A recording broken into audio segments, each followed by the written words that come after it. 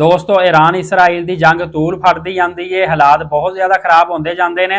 Iran ने Qatar के बहुत वड्डे तेल के ज़खायर ते गैस के ज़खायर ते एनर्जी ज़खायर ते हमले किए हैं, जिनकी वजह तो कतर का कहना है कि 5 साल तक जी गैस है इनकी सूरत हाल बदतरीन होती जाएगी, जिनकी वजह तो ना सिर्फ मिडल ईस्ट के अंदर बल्कि यूरोप के अंदर भी बहुत वड्डा क्राइसिस आने वाला है। एनर्जी क्राइसिस भी आ सकता है।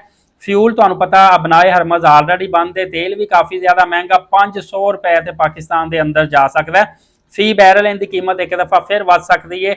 हालात काफ़ी ज़्यादा खराब हो सकते हैं, जंग तूल काफ़ी ज़्यादा फट सकती है। कोरोना जैसी लॉकडाउन जैसी सूरत हाल दोबारा होती हुई नज़र आती पई है और जंग तूल फटती हुई नज़र आती पई है। आपका बंदोबस्त लाजमी कर लो, खुद नूं प्रिपेयर रखो, राशन जिन्ना हो सकता इकट्ठा करके रखो।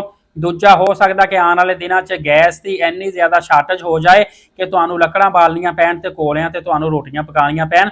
खुद नूं आपदे हालात के मुताबिक डालना सीखो और प्रिपेयर रहो।